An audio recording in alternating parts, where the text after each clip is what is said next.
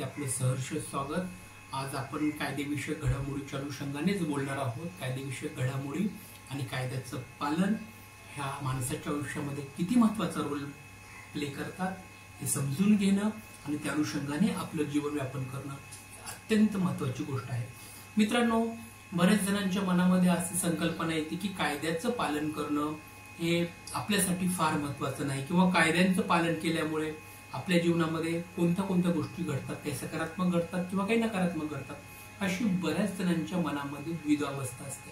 पण मुळामध्ये कायदे निर्माण करण्यामागचा उद्देश काय आहे किंवा कायदे निर्माण करणारे कार्यकारी मंडळ, कायदे मंडळ यांचा महत्त्वाचा दुवा काय आहे हे समजून घेणं सगळ्यात महत्त्वाचं असतं। कायदे मंडळ जे आहे ते कायदे मंडळाचं काम कायदे क्रिएट करणं आहे। पण हे कायदे मंडळ म्हणजे काय? ते लेजिस्लेटिव्ह बॉडी असतात, जसं की आपल्याकडे पार्लमेंटमध्ये लोकसभा आणि राज्यसभा आहे, त्यांना कायदा बनवायचा अधिकार आहे। तसंच आपल्याकडे स्टेटची जी कायदे आहेत, राज्याचे जे कायदे आहेत तो बनवण्याचा अधिकार हा त्या ठिकाणी असणारा विधानसभा आणि विधान परिषद या दोघांना सुद्धा दिलेला आहे। दोन्ही सभागृहामध्ये जे कायदे बनतात त्याला कायदे मंडळ असं म्हणतात। आणि हे कायदे मंडळ ज्या वेळेला कायदा बनवतात, तो कायदा बनवताना त्यांचा उद्देश असतो की जनतेच्या सर्वसामान्य माणसाचे जगण्याचं ध्येय हे व्यापक असावं आणि त्या ध्येयाच्या अनुषंगानेच हे कायदे बनवत असतात। म्हणजेच कल्याणकारी राज्याच्या उद्दिष्टासाठीच हे कायदे बनवताना आपल्याला पाहायला मिळतात। तर हे कायदे जे बनतात ते कायद्याची समजून घेऊन त्या कायद्याच्या अनुषंगाने चालणं, त्या कायद्याच्या रस्त्याने चालणं ही सगळ्यात महत्त्वाची गोष्ट आपल्याकडे आहे।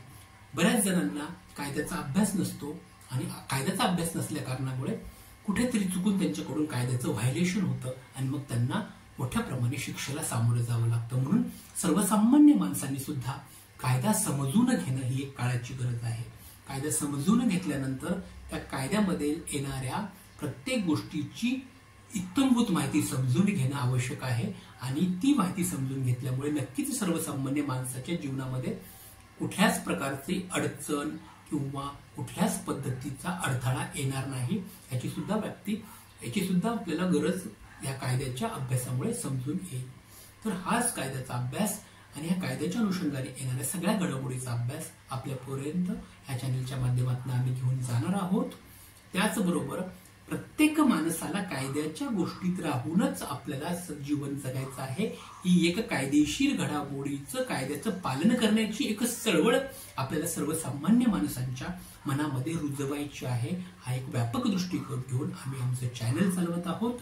आपलं सुद्धा एक कर्तव्य आहे की आमच्या चॅनलच्या माध्यमातून आपण सर्वसामान्य माणसांनी जोडायचं आहे आणि कायद्याच्या चौकटीमध्ये राहून आपलं जीवन कल्याणकारी राज्याच्या निर्मितीकडे आपल्याला न्यायचं आहे, अशी आपल्या सर्वांसमोर विनंती व्यक्त करतो आणि ह्या ठिकाणी थांबतो। धन्यवाद।